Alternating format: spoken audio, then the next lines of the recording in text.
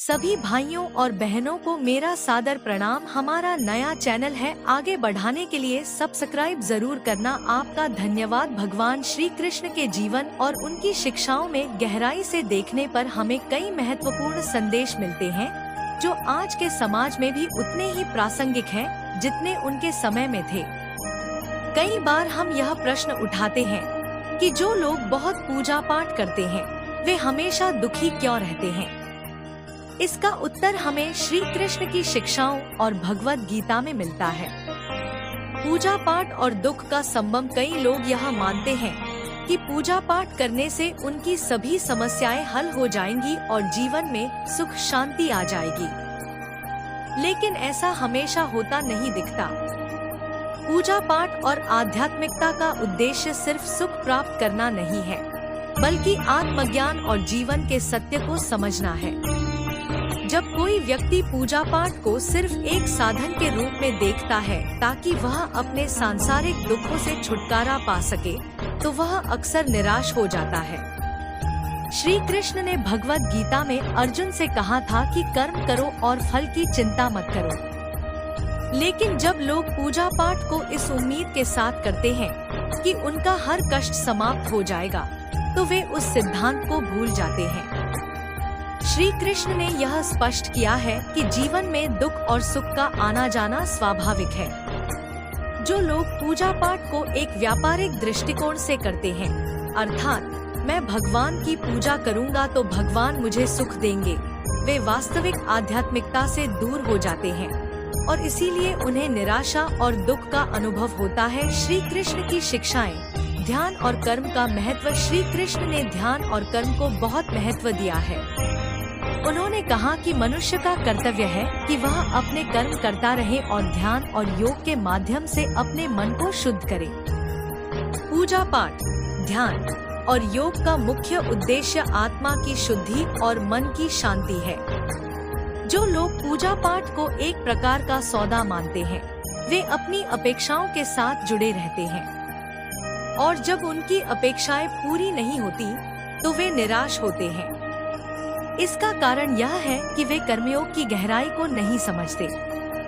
कर्मयोग का अर्थ है बिना किसी अपेक्षा के अपने कर्म करना और ध्यान के माध्यम से अपने मन को नियंत्रित करना। श्री कृष्ण ने गीता में स्पष्ट रूप से कहा है कि सच्ची शांति और सुख मन की अवस्था पर निर्भर करते हैं, न कि बाहरी परिस्थितियों पर।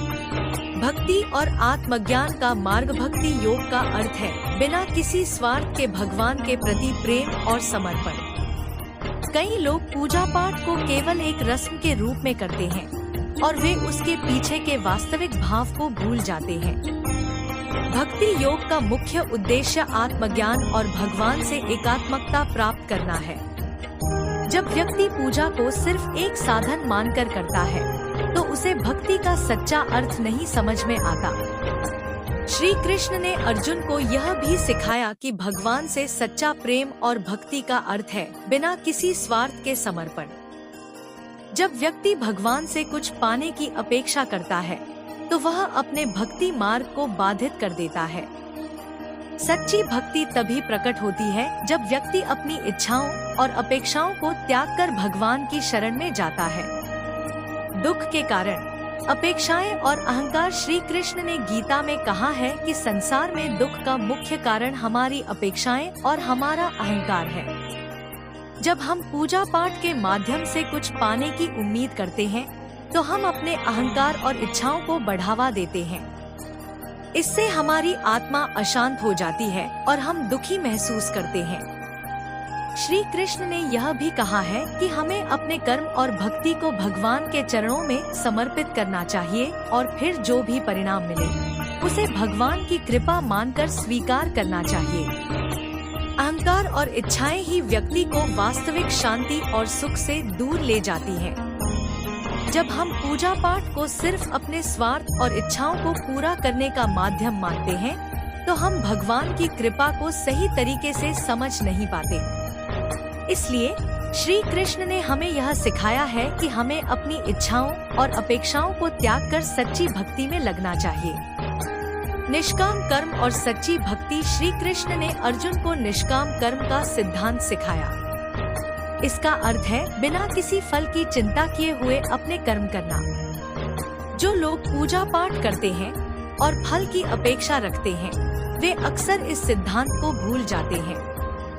फल की चिंता करने से हमारा मन अशांत हो जाता है और हम दुख का अनुभव करने लगते हैं। सच्ची भक्ति और पूजा का अर्थ है भगवान के प्रति पूर्ण समर्पण और विश्वास। जब व्यक्ति निष्काम भाव से पूजा करता है, तो उसे भगवान की कृपा अपने आप प्राप्त होती है और उसका मन शांत रहता है।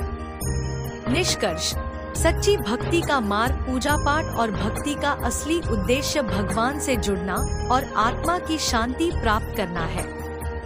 जो लोग पूजा पाठ को सिर्फ एक माध्यम के रूप में देखते हैं ताकि वे अपने सांसारिक दुखों से छुटकारा पा सकें, वे अक्सर निराश और दुखी रहते हैं। श्री कृष्ण की शिक्षाएं हमें सिखाती हैं कि भक्ति और पूजा का असली रूप निष्काम कर्म और पूर्ण समर्पण है।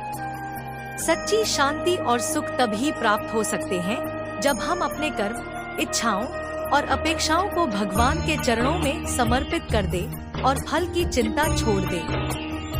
यही श्री कृष्ण का सबसे बड़ा संदेश है और यही हमारे दुखों का असली समाधान है।